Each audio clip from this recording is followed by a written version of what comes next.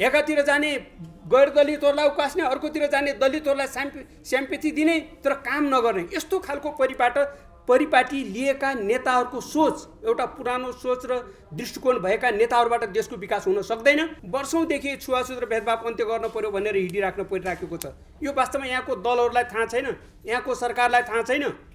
जनताको कर लिएर तपाईँको कुर्सीमा बस्ने तर काम नगर्ने, कार्यान्वयन नगर्ने, कसरी देशको विकास हुन सक्छ त? छुवाछुत जस्तो भेदभाव तपाईँको समाजमा टिकाइ राख्ने काम चाहिँ यही राजनैतिक दलहरूबाट, यही दलका प्रमुख व्यक्तिहरूबाट, यहाँ कुनै गाउँका गैर दलितहरूले अथवा तपाईँको अशिक्षित व्यक्तिहरूले टिकाएको होइन।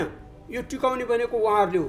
त्यसको पछाडिको कारण के हो भने 3000 वर्षदेखि छुवाछुत र भेदभाव समाजमा राख्ने, छुवाछुत र भेदभाव अन्त्य गराउनको निम्ति अथवा सबै प्रकारका जातीय भेदभाव उन्मूलन महासन्धिलाई कार्यान्वयन गराउनको निम्ति उहाँहरूले के काम गर्नुभयो त?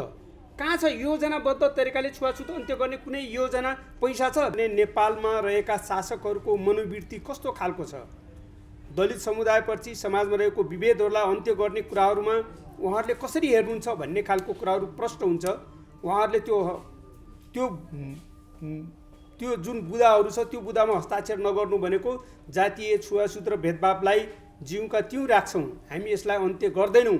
उहाँहरू कुनै तरिकाले भयभीत हुनुहुन्छ, किनभने काम गरे पो नडराउने हो त। काम नगर्ने भएको हुनाले उहाँहरूले वास्तवमा भन्यो भने अन्तर्राष्ट्रिय स्तरमा आफू एउटा मानवाधिकारको पक्षमा उभिने, एउटा प्रजातन्त्रको दुहाई दिने मात्रै भएको कारणले गर्दाखेरि वास्तवमा ती बुदाहरूलाई अहिले पनि रिजर्भेसनमा राख्नु भएको छ र योबाट उहाँहरूको मनस्थिति, उहाँहरूले गर्ने गतिविधिको बारेमा प्रष्ट रूपले थाहा हुन्छ। हामीलाई थाहा छ नेपाल सरकारले धेरै अन्तर्राष्ट्रिय महासन्धिमा हस्ताक्षर गरेको छ, तर ती महासन्धिहरूमा त्यस्तो खालको एउटा अनुमोदन नगरेका बुदाहरू अहिले छैन। तर यो सबै प्रकारका जातीय भेदभाव उन्मूलन सम्बन्धी महासन्धिमा यस खालको प्रावधान रहिराखेको छ। मलाई लाग्छ त्यो कारणले गर्दाखेरि म के भन्न चाहन्छु भने यहाँहरूको बिचमा नेपाललाई हामी अहिले जसरी हरेक दिन करिब 2000 मान्छेहरू बाहिरतिर विदेशतिर गइराखेका छन्, युवाहरू, बेरोजगारी रहिराखेको छ, यहाँ कानुनी शासन छैन। वास्तवमा भन्यो भने हाम्रै देशसँग एउटा स्वतन्त्र भएका देशहरू अहिले विकासको एउटा चरम चुलीमा पुगिसकेका छन्, तर हाम्रो एउटा विविधता भएको देश, यहाँ प्राकृतिक हिसाबले, एउटा सांस्कृतिक हिसाबले, भाषाको हिसाबले, हरेक धार्मिक हिसाबले हरेक खालको विविधता भएको देशहरूमा पनि अहिले यस्तो खालको गरिबी, अशिक्षा र एउटा देशबाट उत्पादक जनशक्ति एउटा पलायन हुनुपर्ने अवस्थामा पुगिराखेका छौँ। त्यो कारणले गर्दाखेरि यसको प्रतिफल भनेको यही हो। वास्तवमा भन्यो भने यहाँ शासन, यहाँको अब यो शासन गर्दाखेरि कसलाई दोष दिने भनेर हामी अलमलाउनु पर्ने, हिचकिचाहट गर्नुपर्ने अवस्थाहरू छैन। यहाँको राजनैतिक हामी मल्टी पार्टी सिस्टममा छौँ। पार्टीको नेताहरू नै निर्णायक हो र पार्टीको नेताहरूले जुन अवस्था रहिराखेको छ यो देशलाई यो ठाउँमा पुर्याउनको निम्ति उहाँहरूले जिम्मेवारी लिनुपर्छ। त्यो कारणले गर्दाखेरि अहिले अब चुनाव भयो, चुनाव पछाडि फेरि अर्को चुनाव, अर्को मिसनको कुरा मात्रै छ। उहाँहरूले आफूले जितेका सांसद, मान्य त्यहाँको तपाईँको नगरपालिकाको मेयरबाट देशलाई यो ठाउँमा पुर्याउँछु भन्ने खालको सोच विचार दृष्टिकोण होइन।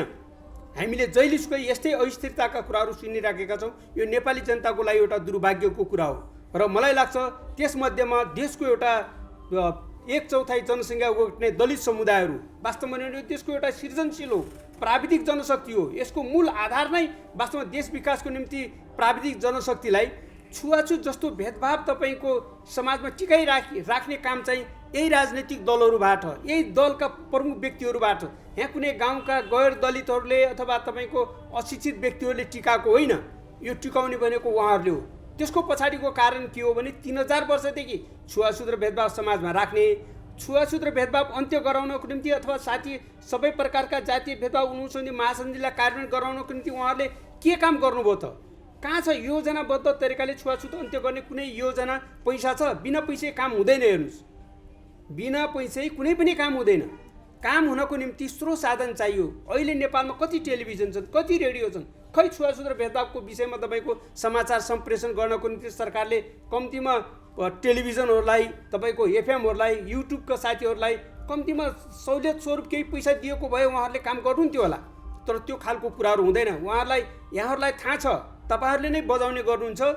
बिहान तपाईँको 6 बजेदेखि साँझको 11 बजेसम्म एउटै नेताको भाषण तपाईँको 10 पटक बजिरहेको छ। त्यो भाषणबाट केही हुँदैन, त्यो बोल्ने मात्रै हो, भोट ब्याङ्क गराउने, जनतालाई ढाँटछल गर्ने कुराहरू। तर जनताका मुद्दाहरूको बारेमा यहाँको मिडियाहरूले पनि प्राथमिकता दिनुपर्ने परिस्थिति बनेको छैन। त्यसको पछाडिको कारण यहाँहरूको होइन, किनभने त्यही समाचार बिग्छ। यहाँहरूलाई त जुन समाचार जनताहरूले सुन्न चाहन्छन्, जो समाचार अलिकति जान्छ त्यही कुरालाई प्राथमिकता दिने हो। तर छुवाछुत, अन्यायमा परेको महिलाका, मधेसीका, बालबालिकाका, गरिब मान्छेहरूको यस्ता खालका मुद्दाहरूमा तपाईँको यहाँको सरकारले वास्तवमा भने एउटा नीति ल्याएर एउटा बाध्यात्मक स्थितिमा यो सम्प्रेषण गर्नको निम्ति जान पर्ने हो।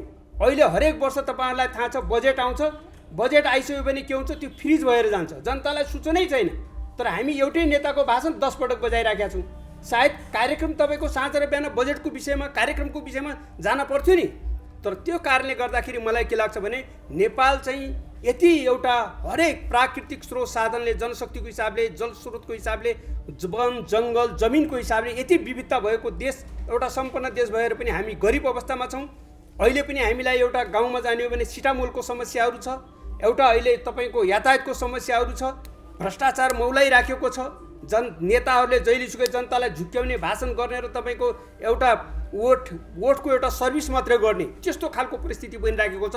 त्यो कारणले गर्दाखेरि नेपालमा रहेको जातीय छुवाछुत र भेदभावलाई अन्त्य गर्नको निम्ति सरकारले जुन एउटा अन्तर्राष्ट्रिय महासन्धिमा भएका प्रावधानहरूको तदारुकता साथ उसले अनुमोदन गर्नुपर्छ र यसको लागि एउटा रणनीति निर्माण गरेर त्यो रणनीति अनुसार बजेट विनियोजन गरेर संयुक्त रूपले अभियान सञ्चालन गर्नुपर्छ। अहिले हाम्रो स्वतन्त्र दलित नागरिक समाजबाट, यहाँका दलितहरूका सम्पूर्ण सङ्घ संस्थाहरूबाट वर्षौँदेखि छुवाछुत र भेदभाव अन्त्य गर्न पर्यो भनेर हिँडिराख्न परिराखेको छ। यो वास्तवमा यहाँको दलहरूलाई थाहा छैन, यहाँको सरकारलाई थाहा छैन। जनताको कर लिएर तपाईँको कुर्सीमा बस्ने तर काम नगर्ने, कार्यान्वयन नगर्ने कसरी देशको विकास हुन सक्छ त? त्यो कारणले गर्दाखेरि म यहाँहरूसँग के भन्न चाहन्छु भने दलितको अधिकार भनेको यो दलितको मात्रै होइन, यो समग्र मानव अधिकारको कुरा हो। मान्छे जन्मेपछि बाँच्न पाउनुपर्छ, उसले आफ्नो स्वतन्त्रपूर्वक बोल्न पाउनुपर्छ, सङ्गठित हुन पाउनुपर्छ, एउटा डिग्निटी, एउटा सम्मानित जीवनयापन गर्न पाउनुपर्छ। तर दलितहरूलाई खै सम्मानित जीवनयापन गर्ने खालको वातावरण भएको?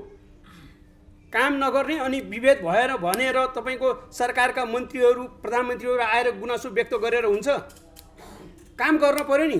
छुवाछुतको अन्त्य गराउनको निम्ति तपाईँको यहाँको सती प्रथा अन्त्य हुन सक्छ, तमाम खालका दास प्रथा अन्त्य हुन सक्छन्, के छुवाछुत अन्त्य हुन सक्दैन?